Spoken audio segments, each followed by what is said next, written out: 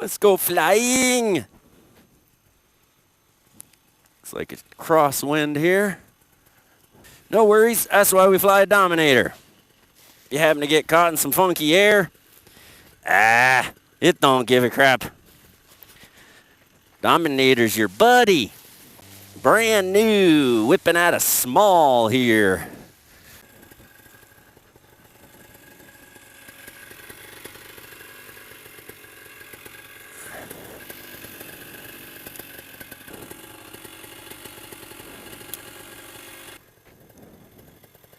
Yeah, nice crosswind. Right down the side. That's the nice thing about a trike. You just don't care.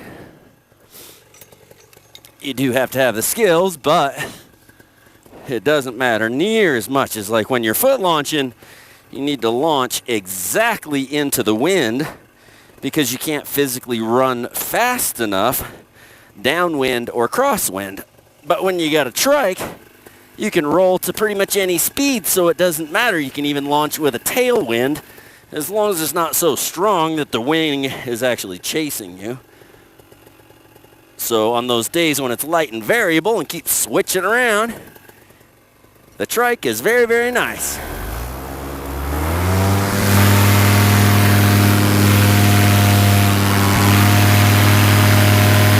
And there we are.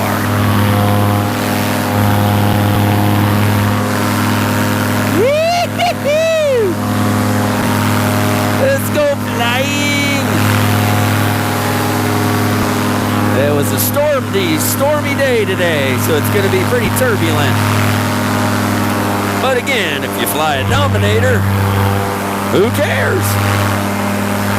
You just have to understand what are okay bumps and what are not okay bumps. There's a difference between bad turbulence and good turbulence.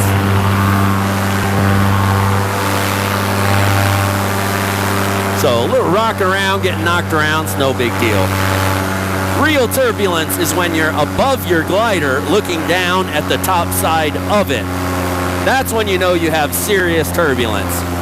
So if you're not above your glider looking down at the top side of it, then no worries.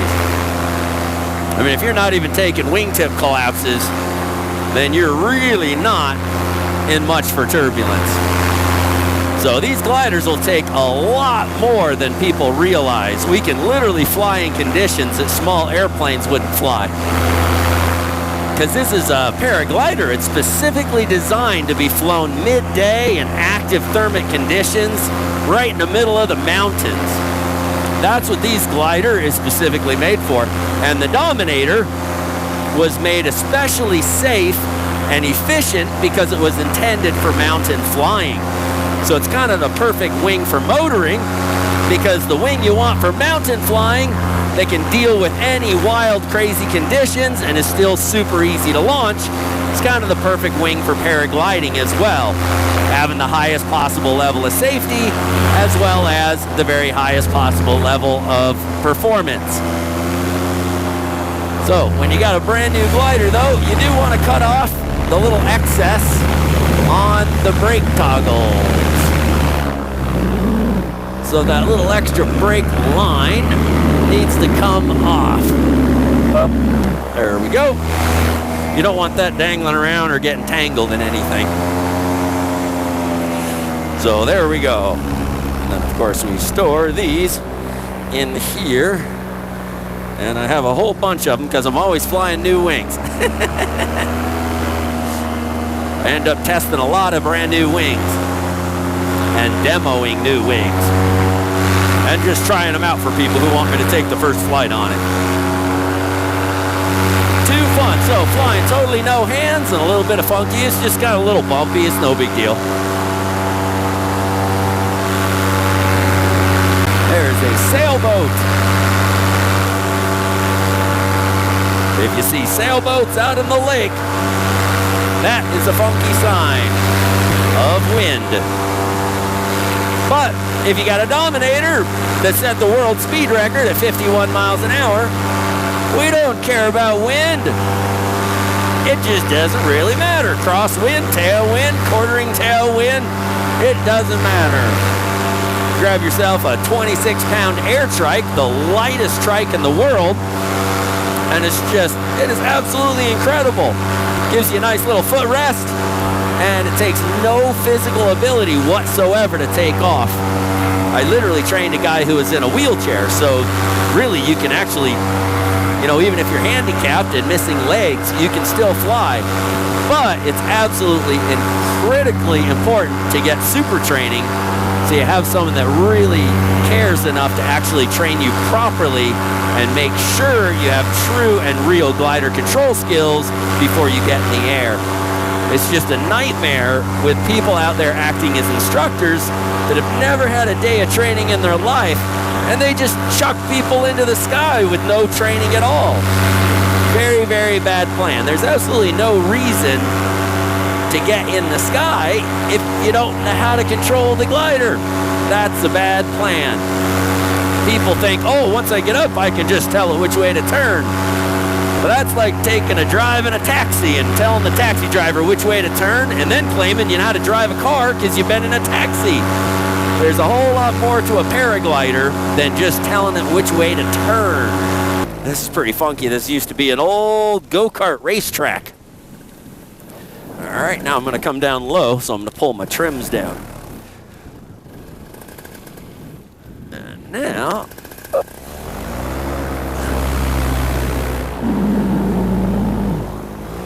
Ooh-wee. Boom. And there's the ground. Ha ha ha.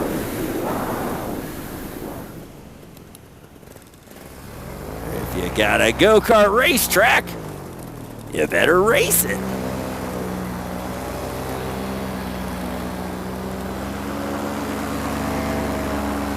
Now, there's quite a bit of wind, so I'm staying kind of above tree level just to stay out of the worst of the rotor. I mean, it's a Dominator, so I could fly right through the rotor, but you will get knocked around, of course, a lot more. So if I stay just above the trees, then I stay out of the worst of the rotor. Wow, this is pretty wicked. Look at that. Woo-hoo-hoo.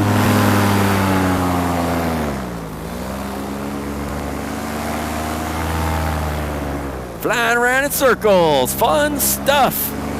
As long as you know what the heck you're doing. Notice my trims are down. Now you see these fake things out there they call pylon racing. Total marketing scam. No competent pilot would ever fly and race around in circles, because all that does is encourage people to use full speed bar and accelerate their glider. If you're racing, obviously you're not going to win if you don't accelerate your glider. But going full speed bar is the least stable and least safe configuration of your glider. So that is not something you use down low to the ground. That's why you won't ever see a competent pilot flying around those stupid cones and pretending to race. That's all marketing BS. Just total bullcrap.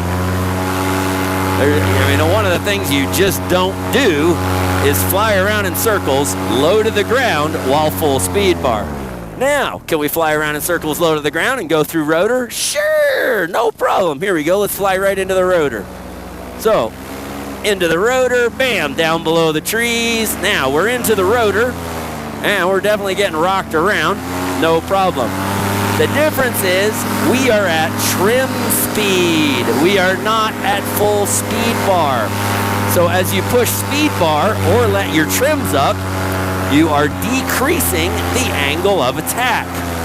The lower the angle of attack, the more likely you are to take a collapse, and the more violent it's going to respond to a collapse. So you would never, ever, ever use full speed bar while flying around in circles back through your wake, low to the ground, on totally uncertified death trap gliders. That is just something that you would never ever see any competent pilot do. And people that are doing it, you have to understand, they know so little about the sport, they literally don't even know something as basic as don't fly around in circles full speed bar. I mean, it's just, That's like, having a motorcycle race around concrete hay bales with knives sticking out of them. It's just has nothing to do with the sport. What do you want to watch people die on purpose? No. We can have fun flying around in circles low to the ground all day long. You just don't do it at full speed bar.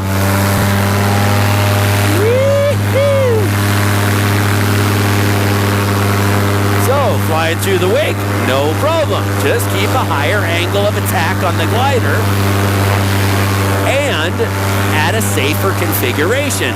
So even if you did take a collapse, the glider is far more likely to recover without pounding you face first into the ground. Now the Dominator's pretty ridiculously safe, even full speed bar. But still, it's one of those things you just don't push. I mean, there's things to do and there's things you don't do. If you're lane splitting on a motorcycle, you don't go through at 200 miles an hour. It's just stupid. It has nothing to do with being cool or pushing limits or racing. It's not acceptable risk. It's idiocy.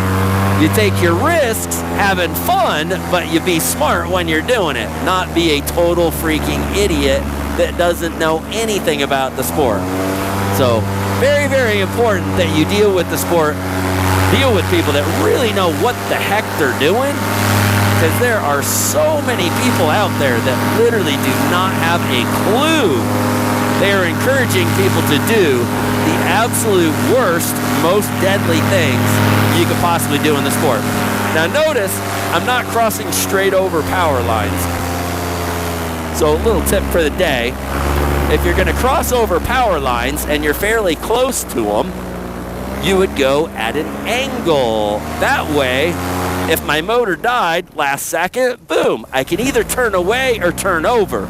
If you're headed straight at power lines, and you'll see people flying over objects going straight at them, that is a bad plan. Always either have enough altitude or go over things at an angle. So if you're gonna fly over something and you're really close to it, just get in the habit of putting that angle there. That way if the motor dies, bam, I can swing over or I can swing back. You're not aimed straight at things. Just intelligent way to do something versus stupid ways to do things. It is important to build proper and safe habits. That doesn't mean you fly like a sissy grandma. That means you have fun, you push the limits, but you do it in an intelligent manner. The way the gear was designed and the way the sport is, meant to be. There's just smart, cool ways to push the limits, and then there's sheer stupidity. And sheer stupidity is not cool, because 19 dead in one single year is as far from cool as it gets. And that's how many have died because of just sheer incompetence in the sport. All while 0 people have ever died in the history of the sport doing it the right way on flat top paramotors with good super safe gliders like the Dominator. So anytime you see me fly over something, I'm either going to be high enough or I'm going to go over at an angle. Just as a natural, it's just kind of a natural thing. I don't even think about it, but thought I'd explain it. Just a little extra tip for the day. Flying low is nice and fun. Flying over the weeds is just don't fly straight at objects that could harm you. No problem flying 1 foot off the ground as long as you've got something you can make a safe landing on. And landing in the weeds is, inconvenient, but not necessarily that unsafe.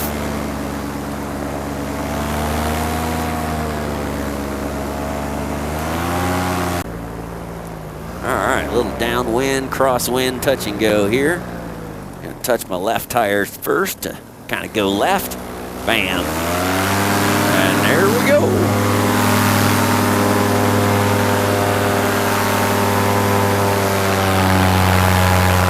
I got no beach. That water's really high. So kind of cool with the air trike. It's one of the only trikes that you can actually weight shift incredibly well. A lot of the trikes are built by people who know nothing about the sport, and you'll see the bars going up over people's heads. Oh my, the totally uncertified height hook-in point. A lot of people have died because of that. So you do not want hang points clear up above your head. You want certified height hook-in points exactly the same as when you're free flying or flying with a paramotor. Certified height hook-in points. Hook-in points way up above your head, totally uncertified hook-in points, are also much more likely to flip you over because you're putting that center of gravity clear up. You're giving the glider leverage. If it's pulling from above your head, it has a lot more leverage to flip you over than it does if it's down with certified height hook-in points. So very, very important not to get a trike that has hook-in points clear up over your head. That's just, I mean, you see that and you know it's designed by someone who is not a pilot. They've never had a day of proper training in their lives and just simply don't understand the most basic things in the sport. Certified height hook-in points are absolutely critical because the glider manufacturers, to get the certifications, they do an enormous amount of work to get those gliders to be stall and spin resistant. Because we know from years of experience that newer pilots, and even pilots that have been flying for a while, it's not uncommon for people to get nervous and pull too much brake. Well, with certified height hook-in points, the glider is designed specifically so if you bury the brakes, you don't stall the glider. If you raise those hook-in points 18 inches clear up above your head, now if that same person buries the brakes, even a super safe certified glider will whip stall right out of the sky. So that's one of the reasons people have died on Blackhawk and died on Fly products and died on Fresh Breeze because of something as simple as it's not even set up to be flown. I mean, it's not even set up by people who understand the sport. Something so basic and simple that would have saved the person's life, having certified height hook-in points along with a certified glider, it's ridiculous that people don't even, you know, they're pushing gear that's not even designed correctly to save your bacon. So, very, very important you deal with people in this sport that really know what the heck they're doing, because most do not. Now notice I'm flying over the trees, but I'm right off on the edge of the trees. That way, if the motor dies, I can turn to the side and make a safe landing. So no problem. Never ever fly low over trees where if your motor dies, you're gonna go in the trees. That's a bad plan. It is fun flying right next to the trees. Sometimes you can even ridge soar the trees. I have done it. So as the wind comes up and over the trees, that's lifting air. So if you get just the right situation and some pretty thick trees, sometimes you can actually ridge soar and shut your engine off and sit there and soar with your motor off. Very, very cool. Since we're flying a paraglider, you got the best of both worlds. As you happen to get some lift, then you can just shut your engine off and soar on that lift. Or if you run out of lift, you fire your motor up and keep on flying. And using the glider in conjunction with the motor back and forth, using lift, that's how I set the world distance record at 280 miles on less than 4 gallons of fuel. 280 miles, straight line. Took me 7 hours and 13 minutes. That was a crazy, wild flight. Yee-hoo-hoo! Another really cool thing about the air trike is the caster to the front landing gear. Plus, we made it so it'll spin full 360 all the way around. That way, if you land Or if you want to reverse launch and run backwards, the trike will automatically caster whichever way you're going. So if you run backwards, you can just flip it around and the trike will automatically just go the way the glider tells it. Now you'll see most trikes out there were not designed by actual pilots, so they have backwards caster, like a bicycle. Well, that means if the glider goes off to your right, this wheel is going to shoot off to the left. So the trike's going to automatically try and flip you over. But with proper caster, it will automatically go the way the wing takes you. So if your wing goes to the left, boom, it'll point the wheel to the left and it'll try and save you and prevent you from flipping over. But with backwards caster, if the wing goes to the left, boom, the wheel goes right because of the way it's being pulled. So very, very bad. Lot of crashes.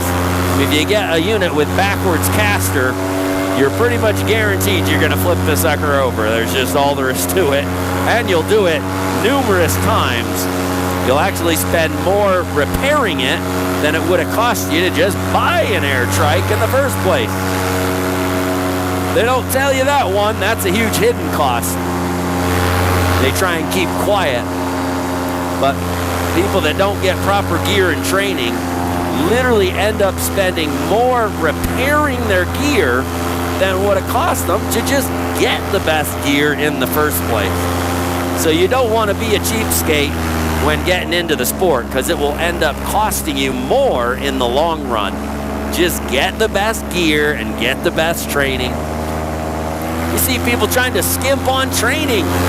Again, that's ridiculous. If you lose control of your glider once and shred it in your prop, it just cost you way more than it would have cost you for the best training in the world, which is super training. So it makes no sense, even if you got some dimwit or Joe Blow offering to give you free training. There's no such thing as free training. Anyone that pretends they're going to train you for free does not plan on actually training you. So you really have to look very closely at the skill level of who you're talking to, as well as look for the skill level of students that they've trained. If they're claiming to be some expert instructor and you can't find one single student that they've ever trained showing true and real skills, then they're obviously not a skilled instructor. So this is not a sport where if somebody says they're an instructor, you just trust them. It doesn't work that way. You really want to look and make sure you look at their skill level. Now, the real true reality, I mean, this is so huge, it sounds like a sales pitch, but if you look at brand new super students can do what almost none of the other instructors can do. So super students literally are getting to skill levels almost no other instructors in the world. I mean, it's just, that's a huge, I mean, it sounds like a sales pitch, but the fact is, it's a fact. Look it up. Look up world's best paramotor training, and then compare our brand new students to other people's instructors. You won't even find videos of anyone else's students showing true and real skills, because nobody else really teaches it.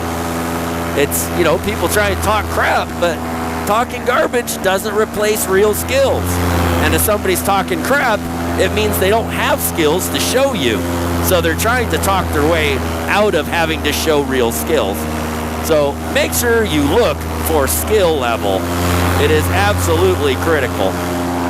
It's a lot more difficult than it looks to really, truly, properly control a paraglider and have the feel and feedback and reflexes to respond instinctively to what you're feeling. It's like learning karate. It is not something you learn from a book. It's not something you can just kind of figure out on your own. I mean, who's going to go and teach themselves karate by watching Bruce Lee movies? When has that ever worked? Not.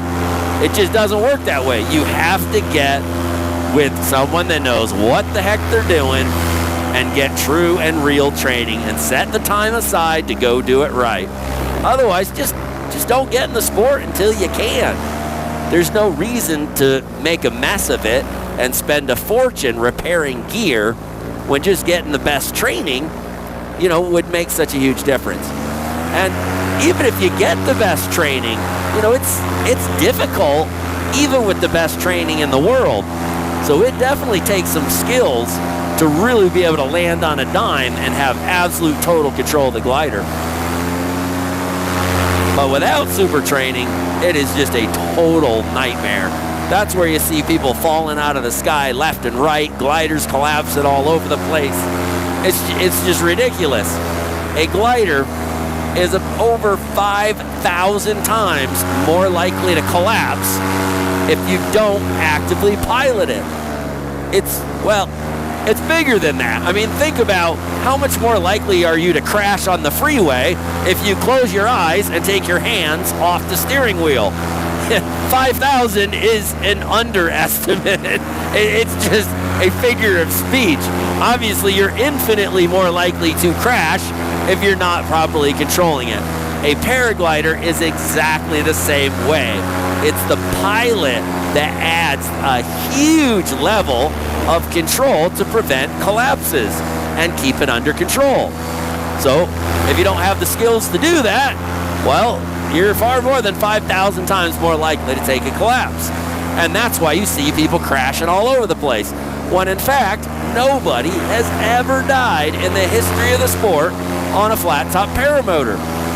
Nobody. Zero, including me, and I have way over 11,000 flights doing all kinds of crazy stuff. So it's just an incredibly kind of stupid, safe sport if, and that's a big if you get a flat-top paramotor specifically. You can't just say get a good paramotor, because there's only one. There's a flat top. Then you need a really safe glider, which, just to make it simple, get a Dominator. You don't need to buy 1,000 gliders and test them all to try and see if you can find one that's not as good. Just get a Dominator, then you'll have the best. Piece of cake. It's not sales pitch, it's just simple facts. Make it easy. And then get super training. You do that, and well, you're gonna have the absolute best possible safety in the sport. You can obviously kill yourself doing anything, but the fact that nobody ever has really shows that it is quite safe as long as you get intelligently designed gear and safe equipment. It just huge differences.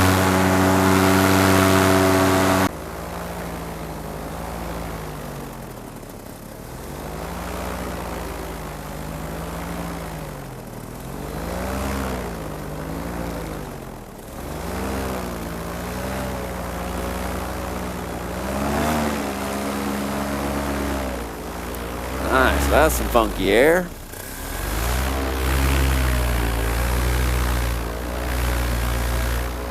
Right into the rotor of the trees.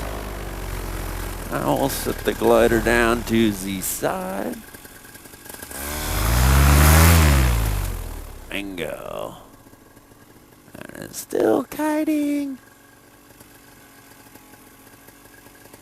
Voila. Dominator! Flat top! So fun. Why do I talk about the flat top so much? Because your life depends on it. That's why. It ain't sales pitch. It's because I love you.